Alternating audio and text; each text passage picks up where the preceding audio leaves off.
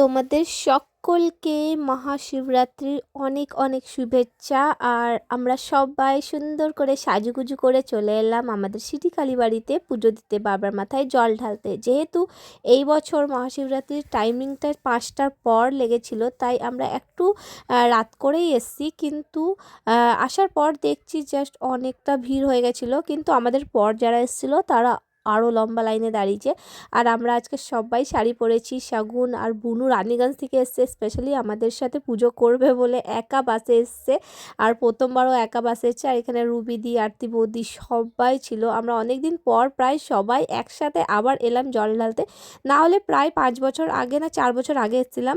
আর 2 বছর আগে আমরা শিবরাত্রির দিন ছিলাম তীর্থাং ভ্যালিতে, হিমাচল প্রদেশ। আর আগের বার যে শিবরাত্রিটা করেছি সেটা আমাদের নিয়ারেস্ট একটা শিব মন্দির হয়েছিল নতুন, সেখানে জল ঢেলেছিলাম। আর ফাইনালি এই বছর আমরা আবার আগের মতন এখানে এসে সবাই মিলে জল ঢালছি। আর এখানে অনেক ছেলেরাও বাবার মাথায় জল ঢালতে এসছে। আর দেখতে দেখতে মুকুল বৌদির সাথেও দেখা হয়ে গেল। মুকুল বৌদির অলরেডি পুজো করা হয়ে গেছে।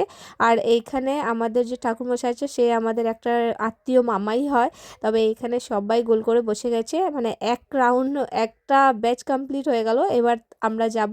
তাই আমরা সবাই দাঁড়িয়ে ওয়েট করছি। এনাদের পুজো হয়ে গেলে আমরাও পুজো করব। তো এই যে শাগুন বুনু, এদেরকেও খুব মিষ্টি লাগছিল দেখতে।